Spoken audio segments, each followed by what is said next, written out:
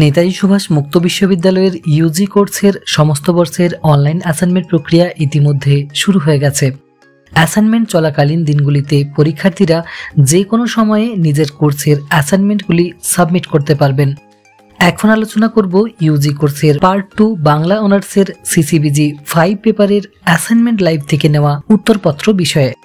এই ভিডিওটিতে থাকলো সিসিবিজি 5 এর সেট 1 থেকে সমস্ত প্রশ্নের উত্তরগুলির অ্যাকুরেসি রেট 100%, অর্থাৎ এই উত্তরপত্রের সমস্ত উত্তরগুলি সঠিক। ইউজি কোর্সের বিভিন্ন বিষয়ের 100% অ্যাকুরেসি যুক্ত অ্যাসাইনমেন্ট অ্যান্সার, সাজেস্টিভ নোটস এবং অনলাইন ক্লাসের জন্য যোগাযোগ করুন বিচিত্রা এডুগাইডের হেল্পলাইন নাম্বার 8927778162-তে। ইউজি পার্ট 2 বাংলা অনার্সের সিসিবিজি 5 পেপারের বিষয় হলো প্রাগাধুনিক বাংলা সাহিত্য। তো এই পেপারের 2025 সালের অ্যাসাইনমেন্টের প্রথম প্রশ্নটি হলো বাংলা ভাষায় রচিত প্রথম চৈতন্য জীবনী গ্রন্থটি হলো। উত্তর হবে বৃন্দাবন দাসের চৈতন্য ভাগবত। পরবর্তী প্রশ্ন, শ্রীকৃষ্ণ কীর্তন কাব্যের আবিষ্কারক হলেন। উত্তর হবে বসন্ত রঞ্জন রায়। 3 নম্বরের প্রশ্ন, শ্রীকৃষ্ণ কীর্তন কাব্যের প্রকৃত নাম কি? উত্তর হবে শ্রীকৃষ্ণ সন্দর্ভ। এই নামে শ্রীকৃষ্ণ কীর্তনের পুঁথিতে একটি চিরকুট পাওয়া গিয়েছিল। তো অনুমান করা হয় কাব্যটির প্রকৃত নাম শ্রীকৃষ্ণ সন্দর্ভ। পরবর্তী প্রশ্ন, শাক্ত কবি রামপ্রসাদ সেনের জন্মস্থান কোথায়? উত্তর হবে হালিশহর। 5 নম্বরের প্রশ্ন, শ্রী শ্রী উজ্জ্বল নীলমণি গ্রন্থের লেখক কে? উত্তর হবে স্বরগোস্বামীর অন্যতম শ্রীরূপ গোস্বামী। 6 নম্বরের প্রশ্ন, বৃন্দাবন দাসের গুরুর নাম কি? উত্তর হবে নিত্যানন্দ।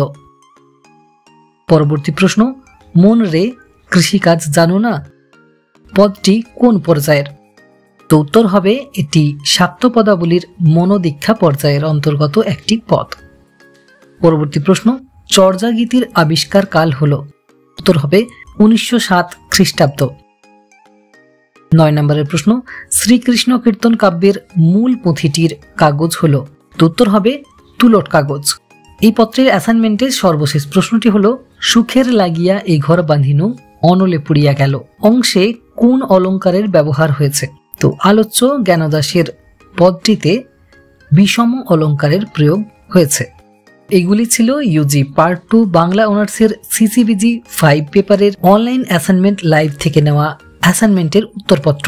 অ্যাসাইনমেন্ট সাবমিশনে বসার আগে অবশ্যই সমস্ত পেপারের সেটগুলি কালেক্ট করে তবেই অ্যাসাইনমেন্ট সাবমিট করতে বসবেন, অন্যথায় কিন্তু সমস্যায় পড়তে পারেন।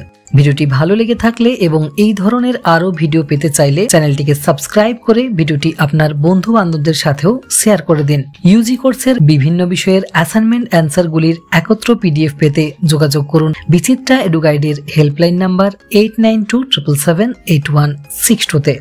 ভিডিওটিতে শেষ পর্যন্ত থাকার জন্য অসংখ্য ধন্যবাদ।